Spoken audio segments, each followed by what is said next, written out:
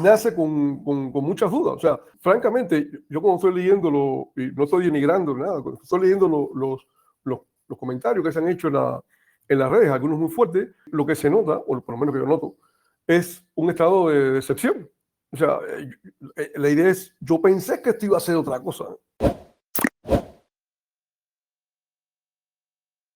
¿Sorprendente para usted el anuncio de hoy por la mañana? ¿Hay algo así que le ha llamado poderosamente la atención del anuncio de esta mañana? Sí, yo pensé que la tasa iba a ser, digamos, menos devaluada que lo que la han presentado. O sea, en semanas recientes, de hecho, había bastante especulación en las redes acerca de que la tasa estaría entre 350 a 370 y obviamente eso no ocurrió. Yo creo que no soy el único sorprendido por lo que yo he visto en comentarios en las redes.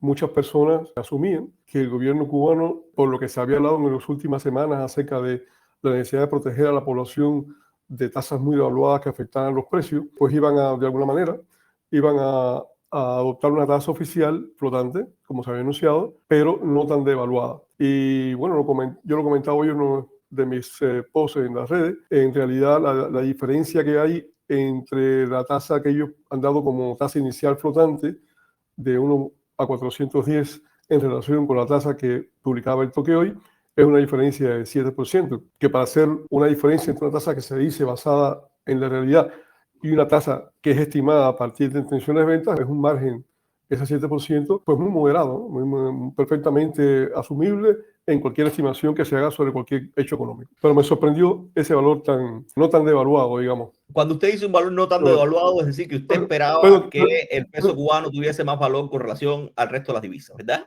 Perdón, sí, lo que quise decir que no esperaba una tasa tan devaluada. En realidad, ya te digo, esperaba en el orden de 350 a 370, no a 410, que es una tasa más devaluada que lo que yo esperaba. Sí. Hay una pregunta que se impone, profe, y es bueno que usted esté por aquí. Hay mucha gente que en Cuba hoy me pregunta cómo se puede determinar realmente el valor de una moneda, sobre todo una moneda como el peso cubano.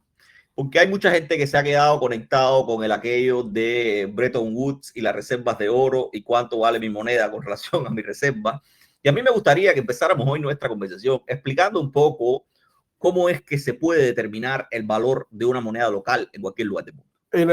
La vez anterior yo hablé sobre eso. De hecho, es un tema sobre el cual yo he publicado antes, desde el año 2018 había publicado algo. Pavel también se ha referido al tema. En la práctica internacional existe algo que se llama la determinación de la tasa de equilibrio, la tasa de cambio de equilibrio, que tiene incluso varias formulaciones, hay varias formas de decirlo. Y también existen varios métodos. Yo creo que hay como entre 5 y 7 métodos para hacerlo. Unos métodos un poco más sencillos, que no consumen muchos datos, otros métodos consumen más datos. Y normalmente lo que hacen los bancos centrales, pero también lo hacen los economistas independientes y las entidades académicas, en lugares donde hay datos, pues esa tasa se puede calcular. Y hay una discusión acerca de eso. Esa tasa simplemente es una tasa que tiene que ver con un modelo.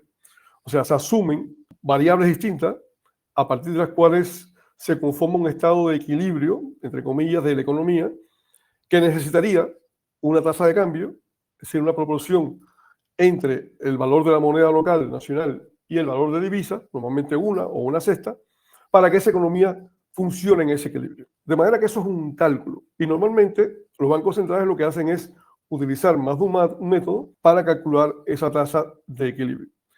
Y van a arrojar probablemente diferentes cifras, aunque tienden a ser bastante aproximadas. Ahora, una vez que se hace eso, lo que hay es un entendimiento de cómo la tasa debería responder a lo que se le dice en inglés fundamentals, los factores fundamentales de una economía, donde las reservas internacionales de divisas o de oro o de platino o de plata pueden ser un elemento, uno de ellos en eso.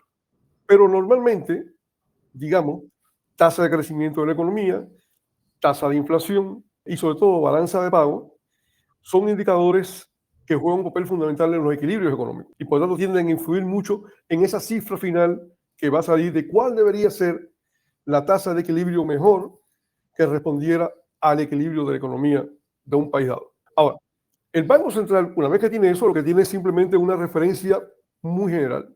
Pero en la práctica, en la concreta, la tasa de cambio con que operan las economías, usualmente son tasas de cambio de tipo única, no hay multiplicidad de tasas, es una tasa única, y en muchos casos son o tasas flotantes de flotación libre, donde no hay intervención del gobierno para hacerla ir a un lugar hacia otro, o son tasas, como se llama, flotación sucia, es decir, una flotación administrada, donde los gobiernos, y hay varias formas de hacerlo, pueden intervenir para mover la posible oscilación de la moneda flotante en unos parámetros determinados.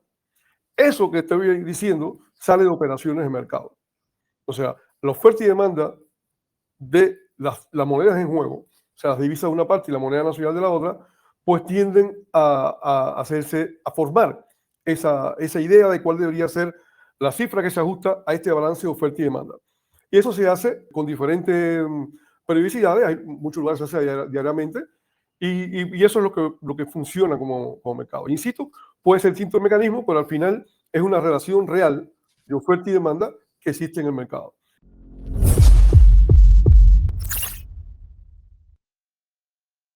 El Banco Central, sobre todo en el mundo actual, pero eso se hacía desde hace mucho tiempo, conoce, tiene una idea de cuáles son las demandas y ofertas que existen a partir de lo que hacen los diferentes bancos o casas de cambio, y por ahí van ajustando. Toda tasa flotante, incluso las que están sujetas a cierta administración, intervención estatal, es decir, el Estado puede vender divisa o puede comprar divisa para influir en el mercado, todas esas al final se refieren a un hecho real que es una operación cambiaria. Esa es la manera en que trabaja normalmente eso. El caso de Cuba es una cuestión particular porque normalmente cuando estamos hablando de mercados cambiarios, lo que existe es, en casi todos los casos, una moneda nacional frente a divisas. Pero en el caso de Cuba no existe unificación monetaria. De hecho, ahora se ha adoptado recientemente, no la de ayer, sino el otro día, una normativa que le da la posibilidad al Banco Central, por primera vez que yo conozca, de poder designar otra moneda que no sea la nacional como una moneda de curso legal obligatorio en el país. Entonces, el caso de Cuba es raro porque tienes un problema de que tienes varias monedas cubanas funcionando contra el mundo de las divisas. Una de las cosas que han dicho ellos con relación a este mercado cambiario y su diferenciación con relación a el mercado informal que existía hasta hoy, más allá de la legalidad y la seguridad que te da operar un mercado de este tipo, es que esa tasa se iba a definir, como decía usted, a partir de operaciones concretadas de compra y venta de divisas o de intercambio de divisas del tipo que sea, porque están hablando incluso de la posibilidad de ellos de validar intercambios de divisas entre terceros sin la intervención de la entidad bancaria. Pero aquí hay dos preguntas que a mí me resultan, una muy prestidigitadora, como casi todas las cosas en Cuba, y otra que es muy técnica. Una de las dudas fundamentales es si la gente acudirá y participará de este mercado informal de divisas y qué pasará con las mediciones de ese precio de esas divisas si esas operaciones que se produzcan en ese mercado son muy pocas o son discriminatorias desde el punto de vista estadístico como para determinar seriamente una tasa de ese tipo. Nos estamos refiriendo aquí a la llamada tasa flotante. Exactamente, la tasa oficial flotante esta del tercer segmento, que después hablaremos de los segmentos y todo eso, pero yo lo que quiero es entender, a ver si se entiende lo que pregunté, porque a lo mejor no entiendo lo que pregunté, es que mastiquemos un poco qué va a pasar mañana si la gente no acude a ese mercado, de dónde ellos van a sacar esos números reales que dicen de operaciones, y si usted cree también que la gente vaya a participar de ese mercado a partir de lo que ha leído y lo que ha visto. Esa tasa flotante de 1 a 400 días con que se ha lanzado ese mercado oficial, que es un régimen cambiario flotante. En realidad no es simplemente un segmento, eso es un régimen cambiario flotante que es distinto a otro régimen cambiario en el que tiene los otros dos segmentos. Eso nace yo diría con un pecado original. Y ese pecado original es que se parece demasiado a la tasa de mercado informal. Entonces, claro, la pregunta llevaría, ¿cuáles son los factores que, haciendo una tabla de cosas favorables y cosas negativas, que implicarían que es necesario mudarse de un mercado informal a un mercado formal? Que se le parece mucho en la tasa y que, sin embargo, nace con muchas dudas. O sea, francamente, yo cuando estoy leyendo, y no estoy denigrando nada, estoy leyendo los comentarios que se han hecho en las redes, algunos muy fuertes, lo que se nota, o por lo menos que yo noto, es un estado de decepción. O sea, la idea es, yo pensé que esto iba a ser otra cosa, una cosa más favorable, digamos. Y eso, en términos de la cifra, pues no.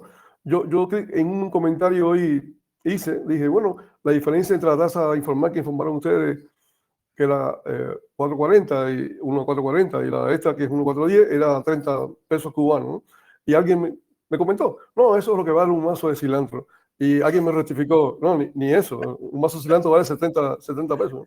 Entonces, la diferencia es medio mazo de cilantro, ¿no? Ahora, uno tiene que mirar entonces los otros elementos que están en juego, ¿no? Y obviamente, este mercado cambiario formal sale con esto que los militares le llaman un ejercicio anterior de preparación artillera, en el cual han golpeado muy fuerte, no solamente a una entidad como el Toque y otros, ¿no?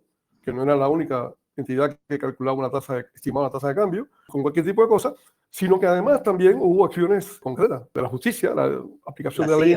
Hoy en la mañana se estaban reportando nuevas operaciones policiales en contra de comercializadores. Exacto. Entonces, obviamente, ese es un factor a tomar en cuenta, porque tiende, obviamente, a hacer pensar a la gente no solo a los que irían como participantes a comprar o vender, sino también a los llamados operadores de ese mercado. Los mercados no son entidades abstractas, son cosas que lo manejan las personas, ¿no? Entonces, eso es una desventaja. O sea, se le ha puesto, digamos, un costo del orden de la expectativa de lo que pudiera ser un elemento negativo para la seguridad jurídica de la gente, el funcionar en un mercado informal. Y por tanto, por ese lado, tú dirías, bueno, mira, es bueno considerar la posibilidad de un mercado formal. Ahora, desde el punto de vista en ese segmento 3, ¿no? Que hay una cosa interesante, es un segmento 3 en el cual participan las personas naturales, pero participan también una serie de actores, ¿no? Con personalidad jurídica. Pero en el caso de las personas naturales, hay una cuestión interesante.